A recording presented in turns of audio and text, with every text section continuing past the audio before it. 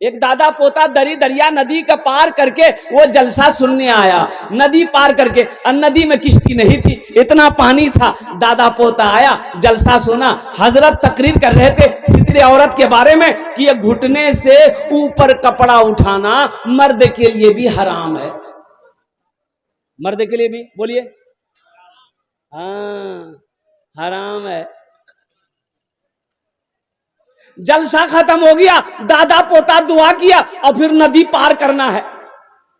तो नदी पार कर लिया, दादा की नजर पड़ गई पोते की लुंगी पर। बोला लुंगी कहना भिगे रे। बोले मौलवी साहब तकरीर नहीं सुन लो कि घुटने से कपड़ा उठाना हराम है। बोलो तुम मौलवी के चक्कर में पड़ गया। तुमको हम 20 साल से नदी उस पार जलसा सुनने जाते हैं, आज तक जो भी वहां सुने वहीं छोड़ देते, हम यहां नहीं लेके आते। तुम हमको देखा नहीं, लुंगी खोले माथा में बहाने दरिया पार कर गए। भाई फायदा मिला? अरे बोलो फायदा हुआ? अरे जलसा सुन के फायदा हुआ?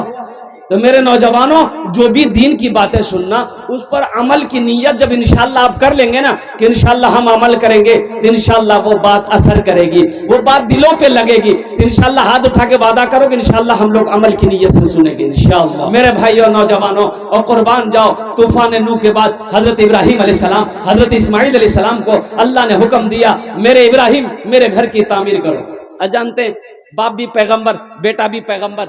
हजरत इब्राहिम अलैहिस्सलाम मिस्त्री बने, लेबर बने, मजदूर बने, बेटा भी मजदूर बना। बेटा मसाला बना बना कर हजरत इब्राहिम अलैहिस्सलाम को दे रहे थे। हजरत इब्राहिम अलैहिस्सलाम खाने काबा की तामीरी काम में मशगूल हो गए। दीवार ऊंची हो गई, अब हाथ नहीं पहुंच रहा, हाथ नहीं पहुंच रहा है।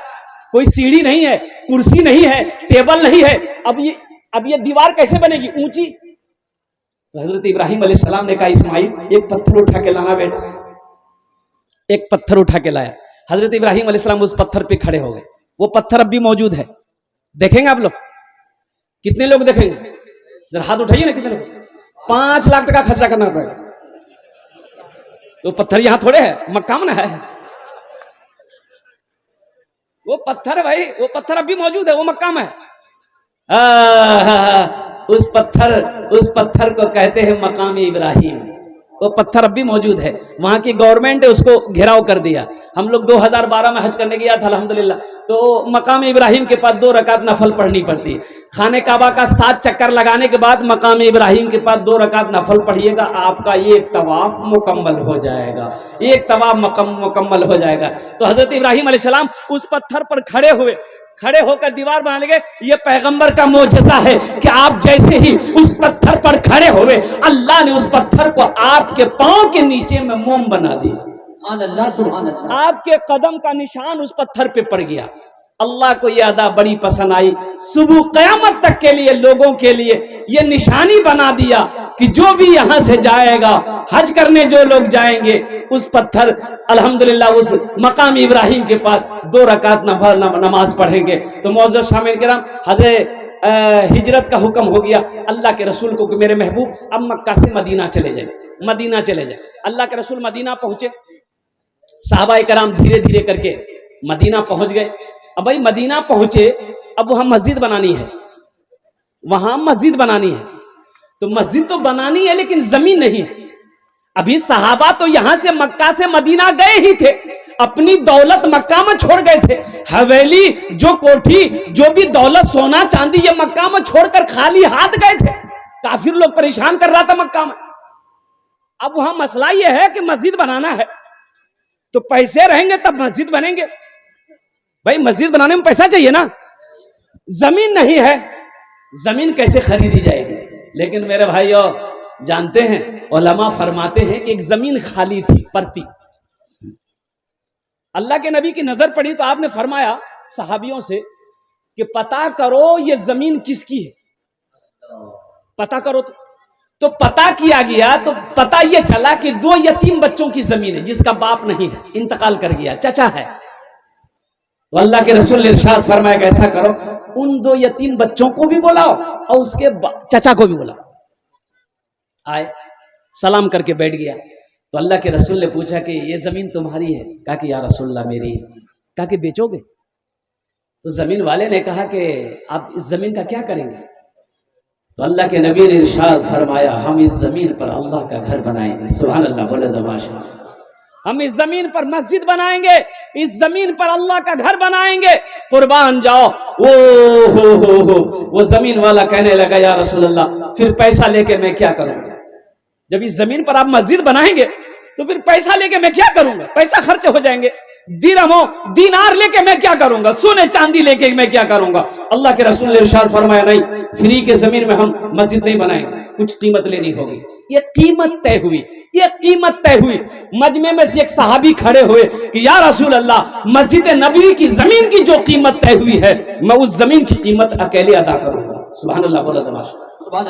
वो कौन खुश नसीब सहाबी रसूल थे जिन्होंने मस्जिद नबवी की जमीन की कीमत अदा की थी? मैं इंशाअल्लाह नाम उसका लास्ट में बताने की कोशिश करूंगा। मेरे भाइयों, ये इतना हजारों कई हजार लोग यहाँ पर बैठे हुए हैं, जन्नत में महल कौन कौन बनाओगे? हाथ उठाओ, मैं दुआ कर दूंगा इंशाअल्लाह। पूरा मजमा तैयार।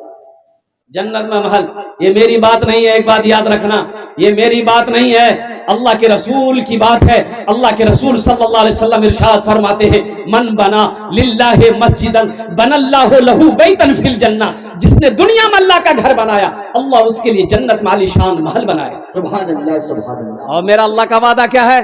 इन्ना वादल्लाहि हक़्क़ुन, अल्लाह का वादा पक्का है, अल्लाह का वादा सच्चा है, अल्लाह का वादा इंशाअल्लाह हक है। तो मेरा अल्लाह ने कहा कि लोगों, तुम दुनिया में मेरा घर बना दो, हम तुम्हारा घर जन्नत में बनाएंगे। ए लोगों, तुम दुनिया में अल्लाह का घर मिट्टी के ईंटों से बनाओगे, अल्लाह तेरा घर जन्नत में सोने के ईंटों से बनाएगा। और सुनो, दुनिया में तुम अल्लाह का घर मजदूर मिस्त्री से बनाओगे, जन्नत में तेरा घर अल्लाह अपने हाथों से बनाएगा। अल्लाह अपने हाथों से बनाएगा। तो इंशाअल्लाह आप लोग बनाना चाहते हैं मेरे भाई, घर बनाना चाहते हैं इंशाअल्लाह। हाँ। और मैंने एक आयत पढ़ी थी, वक़दा रब्बुका अल्ला ताबुदू इल्ला इय्याहु व बिल वालिदैनि इहसाना। माँ का चहीता बेटा यहाँ पर बैठा हुआ है, माँ का लाडला बेटा यहाँ पर बैठा हुआ, माँ के कलेजे का टुकड़ा बेटा यहाँ पर बैठा है, बाप के जिगर का टुकड़ा बेटा यहाँ पर बैठा हुआ है। शाबानुल मुअज़्ज़म का महीना है, आओ इंशाअल्लाह 5 आदमी जुड़ो, 5 आदमी जुड़ो, हम 10 दुआ करेंगे। अच्छा, मुर्गा की अंडा नहीं दीजिएगी? एक बादशाह को वजीर से कहा कि मुर्गियां पालो, मुर्गियों से मुझे मोहब्बत है। अब वो कुछ मुर्गियां पल रही थी, एक आदमी मुर्गी के पीछे हमेशा लगा रहता था, चावल खिलाना, दाना खिलाना, गेहूं खिलाना, आटा खिलाना, रोटी खिलाना, जो खाए खिलाओ। अब बादशाह तो बादशाह होता है, मिजाज एक दिन बादशाह का बिगड़ा, बोला कि भाई ऐसा करो, ये मुर्गियां एक दिन में कितने अंडे देती है? तो वजीर ने कहा कि हुजूर, एक मुर्गी एक दिन में 1 अंडा देती है। बोले नहीं, हमको 2 अंडा चाहिए। बोला ये कैसे होगा? बोला जैसे ही हो, एक मुर्गी 2 अंडा दे, उसकी जान बख्श दो, और जो 1 अंडा दे उसको ज़िबह करके मेरे सामने लाओ। वजीर ने सारी मुर्गियों को जमा करके ऐलान कर दिया कि खैरियत चाहती हो तो 2-2 अंडा दो, नहीं तो खैरियत नहीं है। मुर्गियों ने कोई सुबह 1 अंडा दी, कोई शाम को 1 अंडा दी। एक मुर्गी देखी, एक ही अंडा लेके बैठी है। वजीर ने पकड़ा उसका नट्टी, बोला तुमको डर नहीं रहा बादशाह का? 1 अंडा क्यों दिए? तो मुर्गी बोली कि वजीर, बादशाह के डर से बहुत मुश्किल से हम 1 अंडा दे पाए, असल में हम मुर्गी नहीं, हम मुर्गा है। तो वो मेहमान हो जाता है जो मस्जिद के अंदर में दाखिल हो जाता है। इस धरती पर अल्लाह का सबसे पहला घर खाने काबा है। इस धरती पर अल्लाह का सबसे पहला घर कौन सा है भाई?